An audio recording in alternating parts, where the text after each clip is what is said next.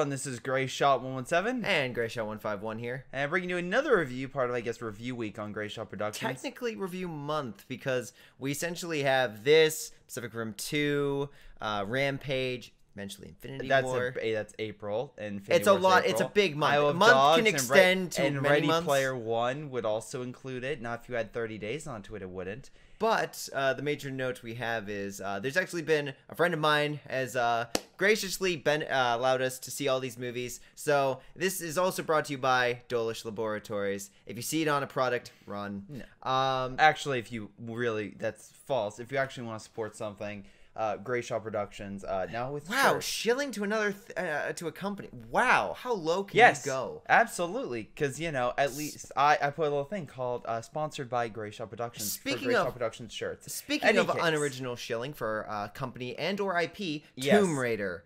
So this movie is actually the second franchise of this character. The first one had Angelina Jolie in the early 2000s. Yeah. And then you have this movie, which is much more based off the 2013 video game. Yep.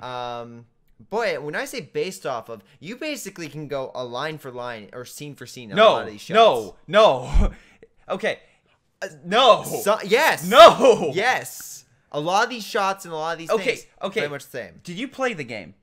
I saw the cutscenes. Okay, you didn't play it, so shut up. I played the game and also Rise of the Tomb Raider, the sequel to it. So they incorporate a lot of elements from both games, but they don't it's similar to A Wrinkle in Time, where they have a character and you're like, oh, that's that character, and they maybe don't use it any way, shape, or form of how it is in the book or in the sequel. So yes, they have sequences in this movie that are identical to the game, such as Laura being impaled, the boat sequence, which we'll get to, the plane sequence, and also, just to add another thing, Laura grunting. That's something they nailed perfectly from the video games. If it became a running joke, the amount of times you hear Laura and it's in this movie. She's in a lot of pain. But that being said, she's in pain, so it's not like they're just like, oh, we'll just add this in. No. What I will say about Alicia Vikander sells it. What I will say about this movie, though, is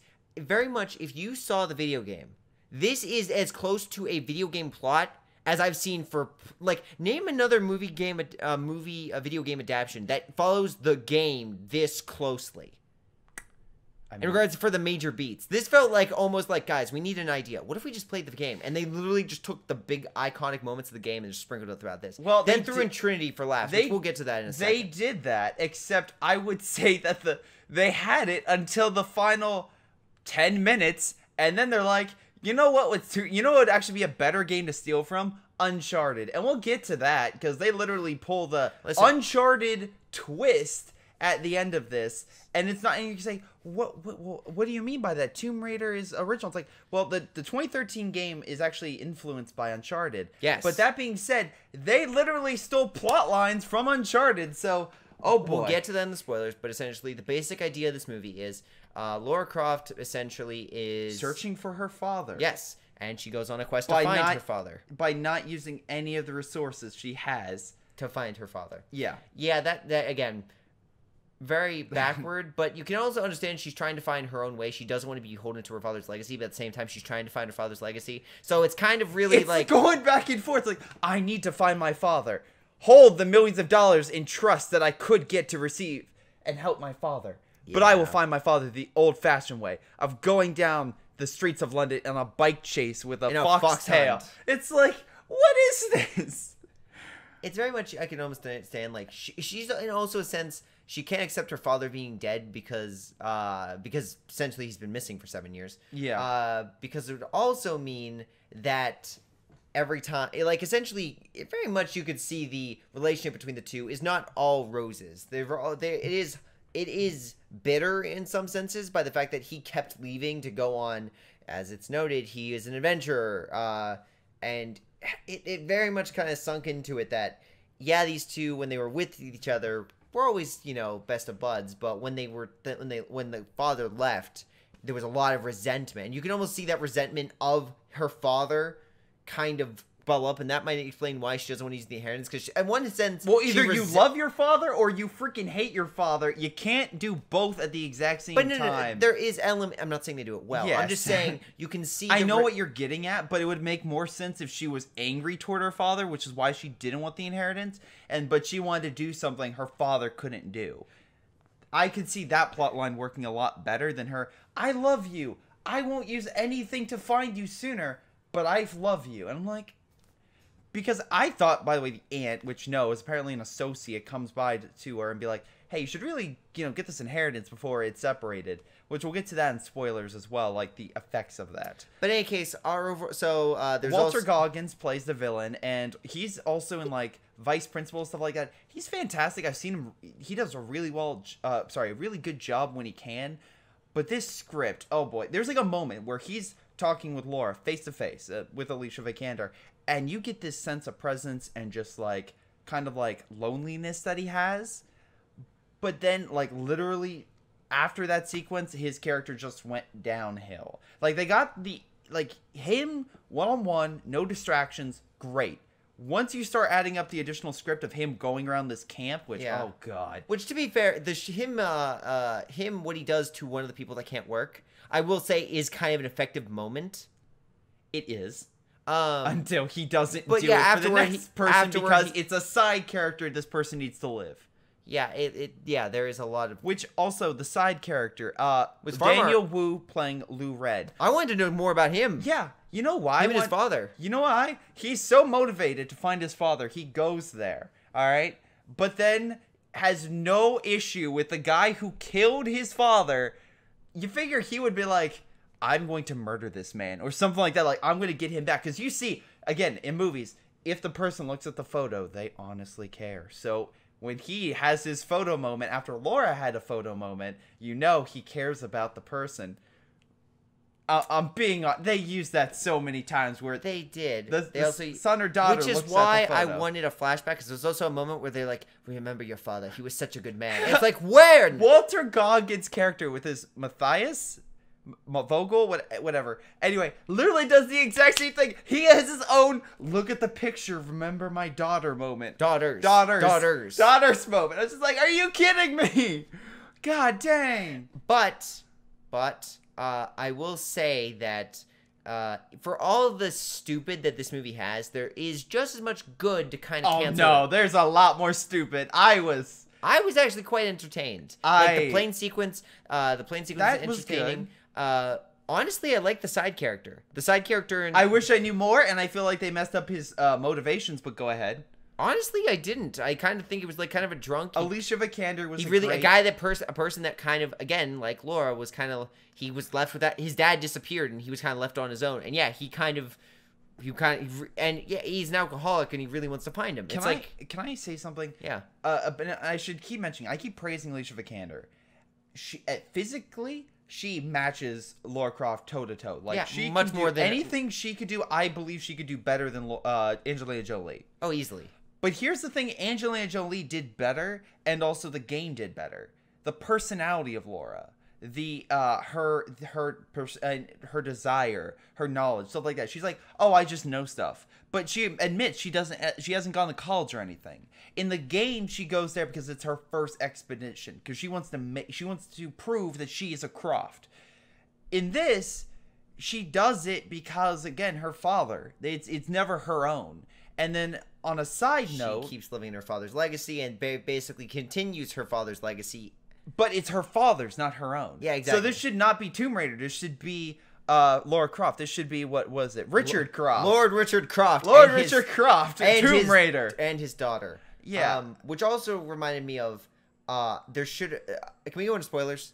We'll do in the final rating. But there's just moments of this where there's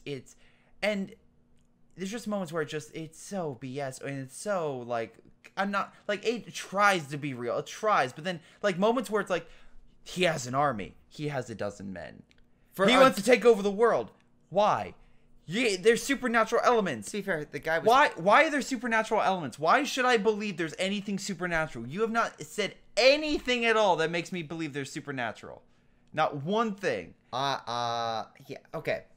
So anyway, we're going to a final verdict. As you can tell, like, like I said, I like this movie. I like the movie in certain aspects, but I hate the generic sort of nature of this movie that kind of brings it down. Like the whole sequence with the pawn shop. I'm like, okay, that's fine. But then do you really think they're going to be happy when they see her again? I was kind of more mad that they showed that in the trailer. And they pulled the Amazing Spider-Man. Amazing Spider-Man 2. Final shot of the trailer. Final shot of this movie. Isn't that exciting, everybody?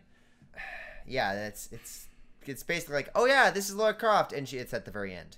But yeah, no, this movie, again, for me, as someone that I know what happens in the game. I understand that. I know exactly what happens. Yeah. I will say, for a movie, this is and if you're going for a more grittier, realistic version of Tomb Raider, I would give this a 5 out of 10. Because for all the good, there is just as bad. For a great main lead, you have an okay villain. For a good side character, you have some questionable moments with the side character. This is getting a 4 out of 10. Because you have listed 3 positives. You have not listed any. The action sequences. 4. Would you like me to name a 5th? The twist at the end. We're going to spoilers. You can't change my mind on that. Okay, by all means. All right, spoilers. This takes plot for plot, beat for beat, Uncharted. The first one with, guess what, guys? It's zombies. That's what causes it. This thing that they're trying to find essentially causes people to get infected and become zombies. And I'm literally just sitting there like, great, now it's gone full circle. Tomb Raider has taken everything from Uncharted, including plot. Great. For me, as someone that I to be honest, I've never even I know Uncharted 4, but all the others I've seen trailers, but I don't know. I obviously don't know the twist. Yeah, I know. I do know 3, but in any case, because someone told me.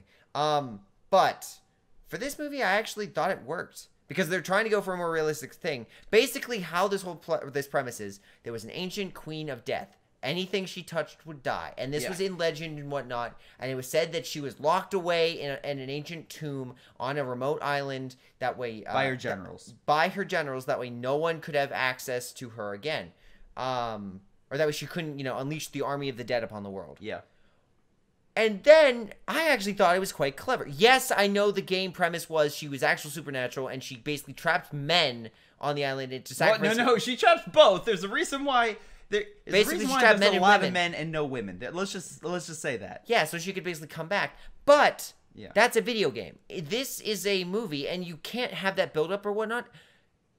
Maybe you could have it work. Okay, you could have it work, but what I'm saying is, if you're going for a more realistic Tomb Raider, and I like the fact they made note, every legend is based on fact. There's like a little bit of a fact in like this ancient legend, and the fact of the matter is, she wasn't locked away. She locked herself. She basically sealed herself in this ancient tomb, which also explains.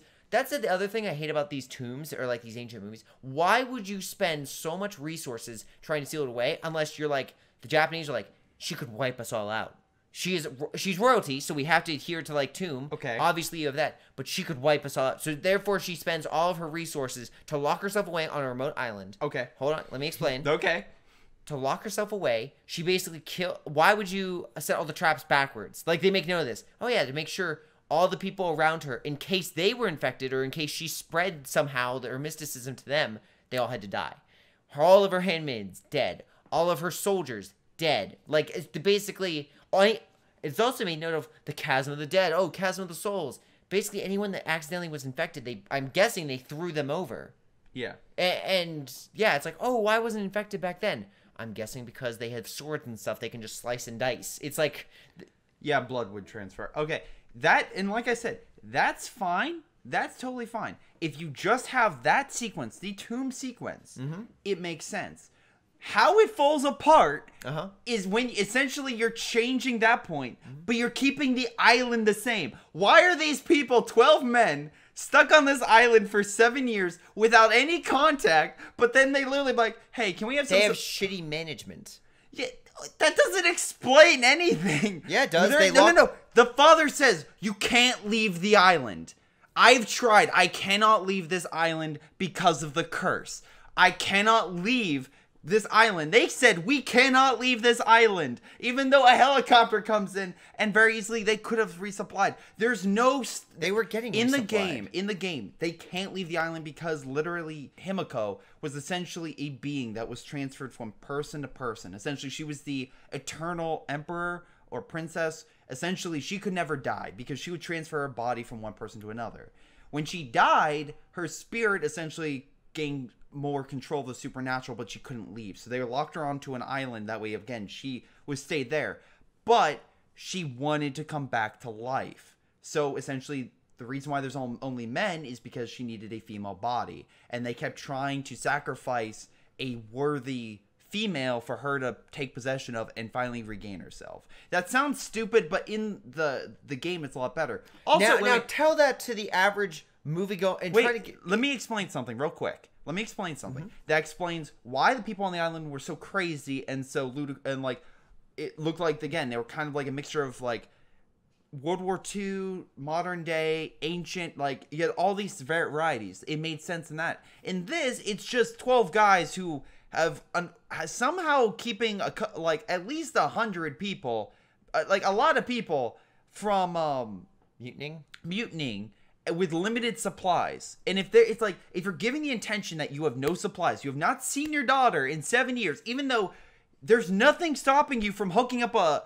computer with a satellite to see on Wi-Fi or something like that. There's no isolation factor. There's nothing like that. My counterpoint is, again, they just have shitty management. And as someone that doesn't answer. It does indeed. They literally said, yeah, we're locked on an island. We have shitty management that has millions of dollars and would probably want a weapon that could kill. They keep saying, it's to save the world. It's to save the world. How does a girl with 2 guns take out an entire organization? Because they're shittily managed. You get a good manager in there. No, I'm being serious. You get a good manager in there. I'm sure Walter Goggins was pretty well managed. Listen. No, he wasn't, because he was on there for 7 years. Because they wouldn't supply. No. They were trapped on there for 7 years because they had shitty management. A good manager, hold on, let me explain. A good manager would have had a rotation of people, because if you're failing at your job for 1 year, make it 2, you'd be off that island. Holy shit, this is a 4 out of 10. Well, anyway, another thing that once again they suck on is if there's nothing stopping them, why are there so many dead ships, dead planes, dead everything there? They literally said no one goes in here because it's in the Devil's Triangle. What's the point? The Devil's Triangle in the game was because of the supernatural. What is so different from this than anywhere else in the world? Ask the Bermuda Triangle. It would like to answer you. The Bermuda Hold Triangle. on, it's ringing. Hold on, yes. Oh, you mean it's a made-up thing? Bermuda where just Triangle because is a there's giant area in the Pacific. I'm not sorry, not the Pacific. The goddamn Caribbean and the partial Atlantic. That is a huge area that just because a bunch of mysterious things because of hurricanes coming through. In this specific area, you have typhoons coming through. There you go. But the thing is, that would cover such a large area. It's not just a single island. You know what I mean? They don't make note of, oh, go there. Yeah, that's the heart of the Devil's Triangle. You're basically sailing into the middle of a storm. If you go on a clear day, which also I love this guy. I'm an experienced sea captain. I'm going to plot this course. He knows exactly where he's going. And I'm like, I'm going to show up at this place in the middle of the night during the worst tide. I'm like, check the map, check your weather report, and sea log it so you don't get hit. I'm pretty sure he was lying. Oh my god. Oh, he's a drunk young guy who hasn't all you need to do is look at the weather report. The point of the game was... Did you look at the ship? Shut it. The point of the game was every time that someone would come to the island, the Empress would literally just create a storm, make up the tide, do something to keep people in, to try to revive her. She was forcibly enslaving people to do her will and worship her. Also, there's an undead samurai army that also protects her in case any of the locals be like, maybe I should finish her off. No, there's none in this. And that's what I was expecting, like, please let there be an undead samurai. But no, there's no undead samurai. Yeah, they're going for a grittier reboot. I honestly This is not gritty. If they wanted gritty, give it R. Like, the Tomb Raider game has moments from The Descent, from rated R films, from survival films. This is like a PG-13 wash. It tries to be dark. It tries to be gritty. It tries to be realistic. But every time I saw that, I'm like, they're cutting away from the blood. They're cutting away from the anguish. They're cutting away, like... if she was so hurt, she wouldn't be doing this. In the game, they show her pain. They show her, unfortunately, having more and more issues as she goes on. In this, I don't believe she was ever at peril. It felt like this felt more like a video game than that. That's why I'm so angry. Are you okay? Would you like... No, this is you in Bright. This is you verbally angry at that movie. This is how much I feel. Like, I'm mad at giving it a 4. I mean, again, I would get... Personally, the game is a lot better, and if you want a better action... I'm not saying the game the movie with Angelina Jolie is a lot better. This has a lot of characters that pop in, say hi, and leave without any sort of ramification. Like, once again, the ant's evil, or like, I thought it was an ant, but apparently it's an associate, is evil. You figure that the guy on the island who knows Trinity's evil would say that, or... Why would they say the name of the person or boss? Would you say the name of your boss? No, not... I've known you for 2 years. Richard Croft. If he knew that... By the way, his business, which is exactly the same like Rand. Hey, you have a business. What do you do? We have a business. What do you do? It's a business... It's Google. We own companies. All right. It's holdings. It's a holding company. Again, they didn't explain any of that. It's literally in big typed letters when she walks into... It says Croft. But they don't explain anything the company's for. That's what I mean. Like, what do you do? They hold assets. Great. No, they said, here are the assets of the company. They don't say anything regarding... Like, a company can own another company. I don't know what this company does. Yeah, maybe explain... If this company buys other company, then it's supposed to do something. I will admit, as someone that's not in the business... Vivendi's an entertainment company. Ubisoft is an entertainment company. Yes, and as someone that probably... That is... Again, in a business world, I understand that. But for someone that probably isn't, that maybe... It's not communicated at all. Yeah, exactly. It's like, once again... I got it. It's Rand. What does this company do? From Iron Fist. What does this company do? I'm not doubting that. And it was pharmaceuticals. They never say... They actually... No. They say that is we are a much larger company. How do you make profit? I want to make all of our... what's it called? Our medicine is now free. Sir, that's... Even though that's part of our company, which they say, we can't do that. I'm just letting you know. Any case, guys... I believe 117 is going to have a stroke if he continues. So I don't like I said, I'm going to conclude this If you want cheap, dumb fun, this is it. But don't look for any realistic. Yeah, it's not going to be memorable. The game is far better. And I'm saying that right now. The game is definitely far better. What I'm saying is, for a movie that's based off the game, it could have been far worse.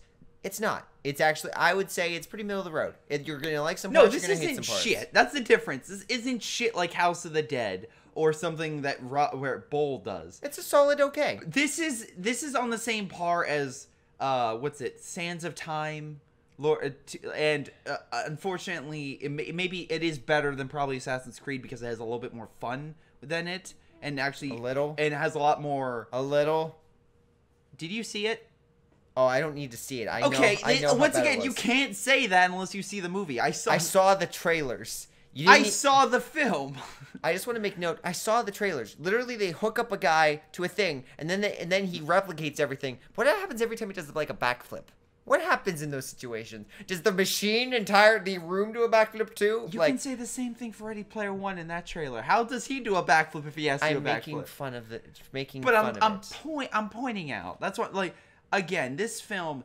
It tries to be more realistic than a game that you even say, oh, that sounds like a stupid boss. But they ground it. I'm not saying it sounded stupid. I'm just saying for a movie that you're going to be giving to the audience that you're trying to take in a different direction. If this was the Angelina Jolie version, if this was a combo of the two, which I think they should do, because it's very much, I think Nostalgia Critic said best, don't be scary, don't be funny, be scary and funny. Well, that's for it. This is... Yeah, and this for me, like I said, you need to be a little lighthearted, but you can also take yourself seriously. It has to be in the middle ground. This movie I just think the script is trash for this. This movie just takes itself a little bit too far. And yeah, right, it does. It wants to go it's either go more serious, go bloody with this thing. If you want to show Tomb Raider, that game is M. That is a rated R game, and it shows it. That's what I mean. Like, if you want to go bloody, go for it. If you don't want to take it one step further, then go more cheesy. This is like literally in the middle of the two, and it doesn't know what it wants to do. I don't think it is in the middle because it isn't funny. It's not like snarky. There's maybe like one or two funny moments in this movie. But in any case, we are going on this movie way too long. In any case, guys, I gave it a 5 out of 10. He gave it a 4. Channel thing will be bloody 4. stab runes out of 10. In any case, this is going to be our review for Tomb Raider. Again, major shout out to the movie month in regards to our next review, which will be Pacific Rim Uprising. Yes. Which is selling itself on dumb fun, which I'm hoping it is. Yes, as am I. So, in any case, guys, thank you all for watching. Hope you guys enjoyed it, and we'll see you next time. Remember, we are selling shirts now. Believe in this B4, and we'll catch you all next time. Later. Bye, everybody. Where's my cat? I need a hug.